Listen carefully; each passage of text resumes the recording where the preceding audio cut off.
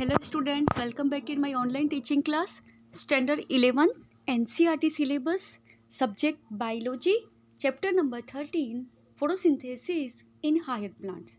Okay students, in my last video I explained you the what is the define of the photosynthesis and how the photosynthesis is discovered by so many scientists, research and experiment. All this I explained you in the detail with the name of scientists and what they discovered. You learn this line to line according to your NCERT syllabus book. Okay, now let's we take today's the what is the light reaction. In my last video I said you that there are light reaction is occurs in the organic chloroplast, and chloroplast is the main organelle of the cells of the all green plants, and photosynthesis reactions occurs in two organelles of the plant. These are the chloroplast and the mitochondria. In mitochondria ATP synthesis, and in chloroplast the PS1 and PS2 systems do work, and like this the PS1 and PS2 systems do work in the light reactions also. Okay तो light reactions क्या होती है कि जैसे आपने यहाँ पर TV का एक एंटीना देखा होगा तो टेरेस पे लगा होता है, और वहाँ से वो एंटीना जो होता है इस कनेक्शन को जो रेंज होती है पर्टिकुलर चैनल की उसको जो होता है रिसीव करता है, चाहे वो डिस्क है या एंटीना, फिर वो आकर के टीवी पे ऊपर हमारा वो चैनल आता है। तो इसी तरह से होता है कि यहाँ पर लाइट हार्वेस्टिंग सिस्टम जो एंटीना की तरह से फंक्शंस करता है। लाइट हार्वेस्टिंग सिस्टम यहाँ पर देखिए एंटीना की तरह से कैसे यहाँ से ये लाइट आई है सन की, और यहाँ पर ये प्राइमरी एक्सेप्टर बन गया एंटीना की तरह से। फिर इसके अंदर जो क्लोरोप्लास्ट के अंदर ग्रीन मॉलिक्यूल्स थे, यहाँ पर ग्रीन पिगमेंट मॉलिक्यूल्स, उन्होंने इस हार्वेस्टिंग सिस्टम से फंक्शंस करना स्टार्ट कर दिया। यहाँ पर फोटोन आ गया और रिएक्शंस स्टार्ट हो गई। ठीक है, तो लाइट हार्वेस्टिंग सिस्टम जो होता है टू के अंदर डिवाइड होता है PS1 and PS2। PS1 photo system and PS2 photo systems, ये दोनों मिलकर के बनाते हैं लाइट हार्वेस्टिंग सिस्टम। ओके, और यह मेडअप होता है प्रोटीन्स का। ठीक है, एंटीना की तरह से फंक्शंस करता है जैसा मैंने अभी आपको डायग्राम में बताया। इसके अंदर जो होता है क्लोरोफिल ए मॉलिक्यूल्स होता है जो रिएक्शन सेंटर कहलाता है, और इसके अंदर ये पर्टिकुलर रेंज की वेवलेंथ को एब्जॉर्व करता है। यहाँ से जब सन आता है ना अर्थ के ऊपर, तो उसके अंदर इसका एक है ना लाइट ईयर होता है, एक इसकी वेवलेंथ होती है। तो PS1 और PS2 की एक पर्टिकुलर वेवलेंथ आप लर्न कीजिएगा कि PS1 के ऊपर 700 nm की और PS2 के ऊपर 680 nm की जो होती है वेवलेंथ होती है। इस तरह से ये लाइट हार्वेस्टिंग सिस्टम जो होता है टू वेवलेंथ के अकॉर्डिंग टू के अंदर डिवाइड होता है। और यहाँ पर इसका डायग्राम याद रखिएगा, so simple diagram. Primary acceptor, फिर यहाँ पर ग्रीन कलर के मॉलिक्यूल्स बना करके फोटोन और रिएक्शन सेंटर लिख दीजिए और पिगमेंट मॉलिक्यूल्स लिख दीजिए। ओके, अब आता है electron transport system. Electron transport systems जो होता है वह ध्यान रखिएगा कि PS2 के ऊपर फंक्शन करता है। PS2 सिस्टम जो होता है इसका रिएक्शन सेंटर होता है इलेक्ट्रॉन ट्रांसपोर्ट सिस्टम का, जो यहाँ पर कितनी वेवलेंथ बताई थी मैंने 680 की जो होती है वेवलेंथ को एब्जॉर्व करता है। अब ये होता क्या है इलेक्ट्रॉन ट्रांसपोर्ट सिस्टम, यहाँ पर डायग्राम के अंदर देखिए ये जो बताया हुआ है आपको दोनों के दोनों आपको यहाँ पर सिस्टम्स बना लेने हैं। यहाँ पे देखिए लाइट आ रही है और ये दोनों LHS सिस्टम PS1 और PS2 ये बना लिए। फिर यहाँ पर ये इलेक्ट्रॉन ट्रांसपोर्ट सिस्टम हुआ। इलेक्ट्रॉन ट्रांसपोर्ट क्या होता है देखिए, मैं आपको यहाँ पर एक रिएक्शन लिख के बताती हूँ, इससे आपको समझ में आ जाएगा कि यहाँ पर जो होता है ये वाटर का स्प्लिटिंग होता है। इसने लाइट भी ऑब्जर्व की, प्लांट को वाटर भी मिल रहा है, तो मिलकर के ये क्या कर लेंगे, यहाँ पर एक केमिकल रिएक्शंस करेंगे। लाइट एनर्जी केमिकल के अंदर जो होती है वह डिवाइड होनी स्टार्ट हो गई। तो यहाँ पर देखिए 2 हाइड्रोजन के मॉलिक्यूल से यहाँ पर इसने बना दिया 2 हाइड्रोजन प्लस ऑक्सीजन, और प्लस यहाँ पर रिमूव हो गए 2 इलेक्ट्रॉन्स। ठीक है, तो ये इलेक्ट्रॉन जो होते हैं ये वाटर के स्प्लिटिंग से रिमूव होते रहते हैं। ये देखिए रिएक्शन लिखी हुई है। तो यहाँ पर ये जब तक यहाँ पर LH सिस्टम फंक्शंस करेगा वह तब तक यहाँ पर वाटर का स्प्लिटिंग होता रहेगा और यह इलेक्ट्रॉन आगे आगे ट्रांसफ़र होते रहेंगे। और इलेक्ट्रॉन के ट्रांसफ़र से जो होता है यहाँ पर इलेक्ट्रॉन सिस्टम जैसे ही फंक्शन करेगा, इलेक्ट्रॉन को एक्सेप्ट करेगा, तो यहाँ पर ADP जो है वो ATP के अंदर कन्वर्ट हो जाएगी। कौन से सिस्टम्स के अंदर, यहाँ पर फोटो सिस्टम 1 के अंदर कन्वर्ट हो जाएगी। जब इलेक्ट्रॉन ट्रांसपोर्ट सिस्टम फंक्शन करेगा, ये लाइट आई, यहाँ पे ये वाटर का स्प्लिटिंग हुआ, PS1 के अंदर इलेक्ट्रॉन बना, इलेक्ट्रॉन बनने से ADP जो थी वो जा कर के इलेक्ट्रॉन ट्रांसपोर्ट सिस्टम फिर से उसमें फंक्शन किया, तो वह ATP के अंदर स्टोर हो गई, किसके अंदर, PS1 के अंदर। आ गया स्टूडेंट समझ में? देखिएगा ये लाइट आई, लाइट आकर के LH1 के, ये PS1 के PS2 के सिस्टम के अंदर, PS2 के अंदर ही वाटर का स्प्लिटिंग हुआ, इलेक्ट्रॉन वहाँ से रिमूव हुआ, फिर गया इलेक्ट्रॉन ट्रांसफर सिस्टम ने फिर से फंक्शन किया, तो वहाँ पर ADP मिल गई इसके साथ, और ADP ने मिलकर के ATP और NADPH और NADPH प्लस के अंदर फोटो सिस्टम 1 के अंदर फंक्शन कर लिया। आया? तो यहाँ से इलेक्ट्रॉन का एक्सेप्टर हो करके यहाँ पर NADPH बनना, ये पूरा होता है इस लाइट रिएक्शंस के अंदर, और इसको बोलते हैं जेड स्कीम। जब PS1 PS2 सिस्टम मिलकर के क्या करते हैं, ATP को बनाते हैं, ATP प्लस NADP और NADPH2, तब यह कहलाता है जेड स्कीम।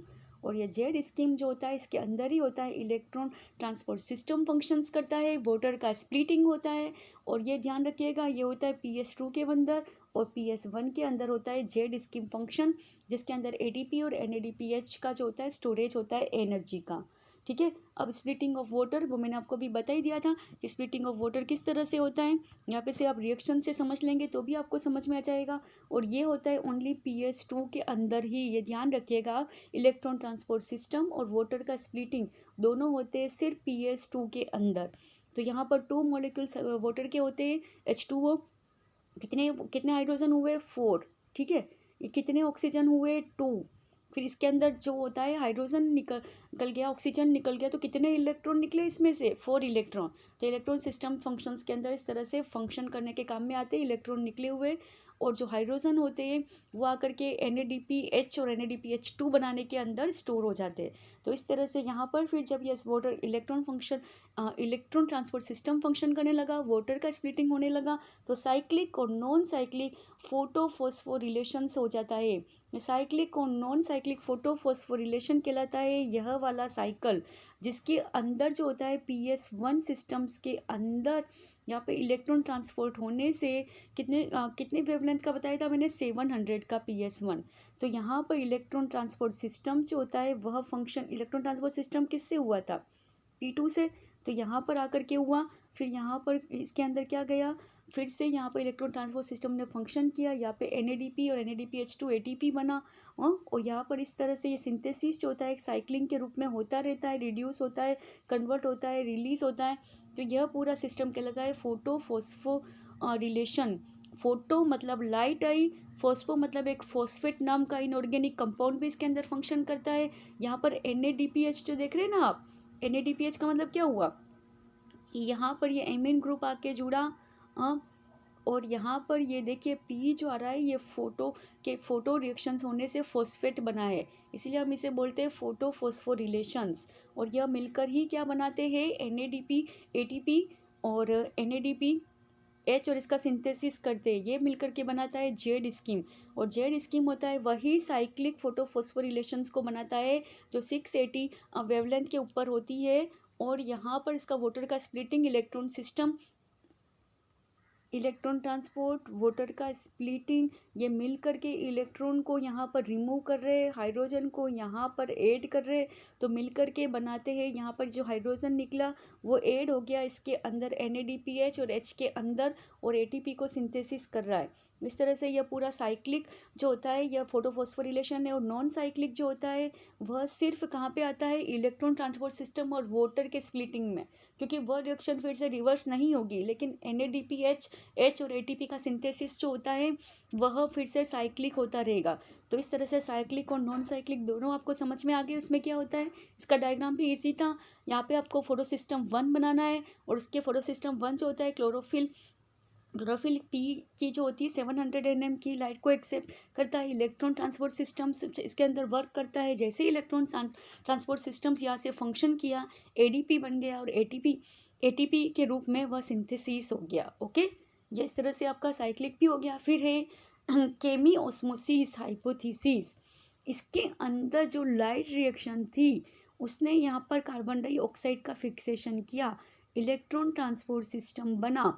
हाइड्रोजन जो था इसका कहलाता है प्रोटॉन। प्रोटॉन बना और ये सब मिलकर के एक जो लाइट रिएक्शंस को केमिकल रिएक्शंस के अंदर, केमिकल ऑर्गेनिक कंपाउंड के अंदर कन्वर्ट कर देते हैं, जो शुगर है।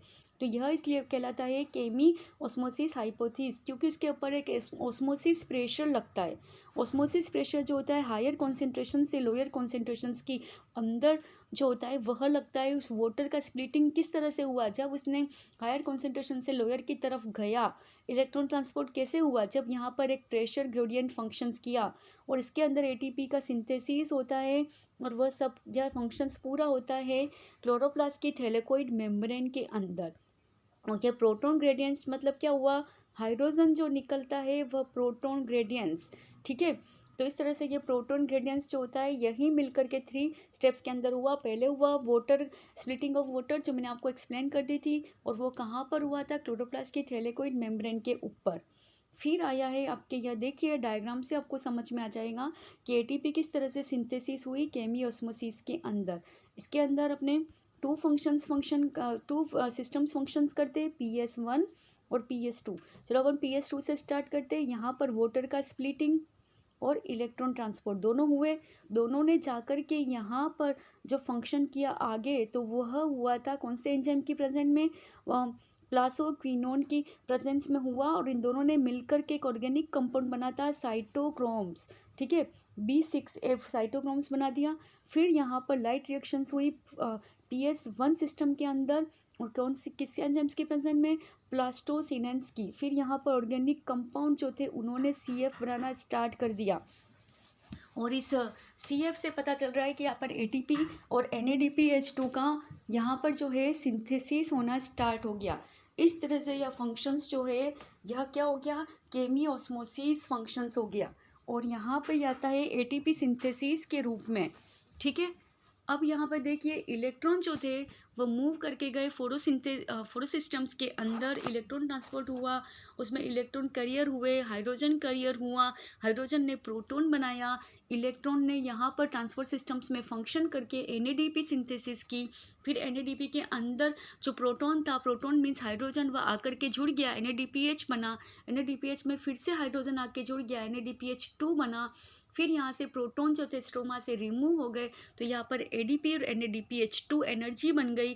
तो इस तरह से 3 स्टेप के अंदर स्ट्रोमा के अंदर जो था यहाँ पर इलेक्ट्रॉन ट्रांसपोर्ट सिस्टम, फोटोफॉस्फोरिलेशंस और ATP सिंथेसिस और NADP सिंथेसिस, ये सारे फंक्शंस इस तरह से हो गए। और यहाँ पर जो था जब ATP सिंथेसिस हुआ तो इसके अंदर एक चैनल आके जुड़ा था, अभी इसके अंदर CF। मैंने आपको बताया था कि फोटो मतलब होता है फॉस्फेट आके जुड़ता है तभी NADPH बनता है, लेकिन यहाँ पे कार्बन फ्लोरो भी आकर के जुड़ा क्योंकि ऑर्गेनिक कंपाउंड बनने वाला है। फिर यहाँ पर एडेड हुआ इसमें थैलेकोइड मेम्ब्रेन के ऊपर ATP का चैनल, उस चैनल से यहाँ पर प्रोटॉन जो था दूसरा प्रोटॉन आके जुड़ा तो बना CF1, और यह स्ट्रोमा के ऊपर हुआ। फिर यहाँ पर ब्रेकडाउन होना स्टार्ट हो गया एनर्जी का, CF से ATP जो थी वह एनर्जी ATP के रूप में सिंथेसिस हो गई।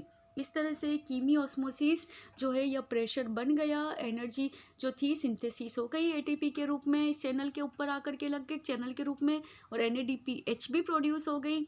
और यहाँ पर ATP और NADPH दोनों एनर्जी जब बन गई इलेक्ट्रॉन ट्रांसपोर्ट सिस्टम से, वाटर के स्प्लिटिंग से, फोटोसाइक्लिक जो था यहाँ पर वो साइकिल उससे, तो यहाँ पर अब स्टार्ट हो जाएगा फिक्सिंग ऑफ कार्बन डाइऑक्साइड और सिंथेसिस ऑफ शुगर।